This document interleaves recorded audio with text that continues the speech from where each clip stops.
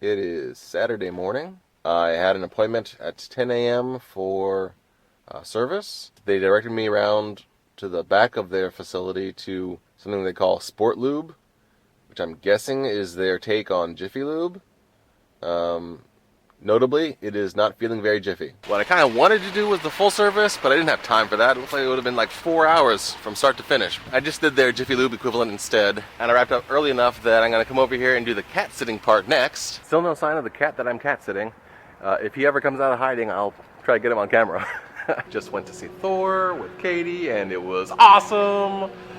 The beginning was kind of dragging, kind of slow. I'm not entirely sure I buy the MacGuffin of Jane Foster finding the ether, but once she found it, it was fantastic. 2 thumbs up to Thor 2. And then I'm back home through the magic of jump cuts, lying on the floor next to my bookshelf, because I want to show you every possible angle of my bookshelf that I can imagine. Every angle!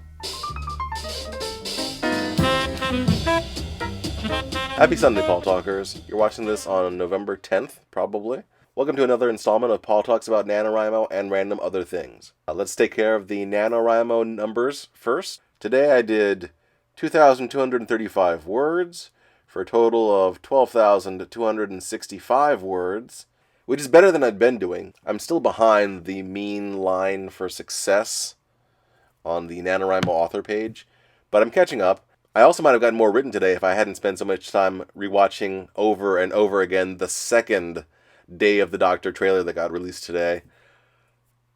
It's looking really good, you guys. There was news released today about how next Saturday is going to be a mini 7-minute episode called The Night of the Doctor. There's rumors that there will be one of the 50th anniversary Doctors, either Matt Smith, David Tennant, or John Hurt, in The Night of the Doctor, and possibly some other. I know who I would like the other to be, and it would be fantastic. My story progress today was, first of all, refining the introductions of the other casters, and then I introduced the last 2 casters that I'm going to have in the story at this point. The undercaster, like an underground caster, and the mountain caster. I had the other caster request from Argentine, tell us how we all came to be here today.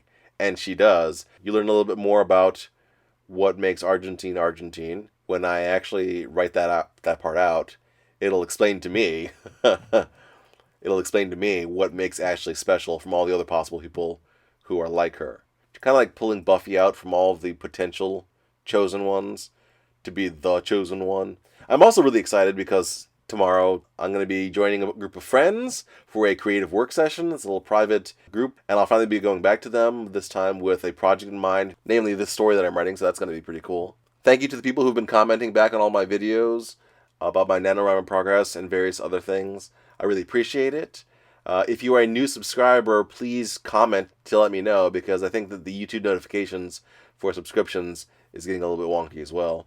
I think that's everything I wanted to say in this video. Again, I'm not discouraged by the fact that my word count is below the line. Tell me, as usual, how you're doing with your NaNoWriMo. If you've had any sort of writing obstacles or epiphanies or anything like that, I'd love to hear about that.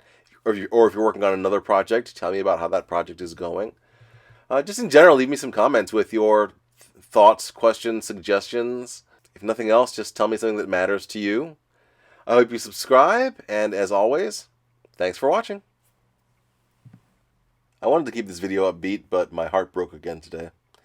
It's my own fault, the result of a foolish combination of hope and letting it out of its cage. I mean, that's generally why I keep it hidden away, my heart. It's mostly bandages at this point, less fragile, more rickety. Compassion towards strangers, loving my friends, crying over a good story, none of these things really hurts my heart. If anything, some of them kind of bolster its strength. It's just when I have to face that a romantic possibility isn't going to work out. But I had a vegan burrito, and I watched part of Despicable Me 2, and then I fell asleep for 3.5 hours, and then I wrote a bunch of words for my NaNoWriMo story, and I feel better now, and I'm going to move on. I mean, my heart's still broken, but I'm kind of used to it at this point. I'm old enough now that my heart's been broken a lot. It's kind of like that beat-up old car that somehow keeps going. Take that and suck it, love songs.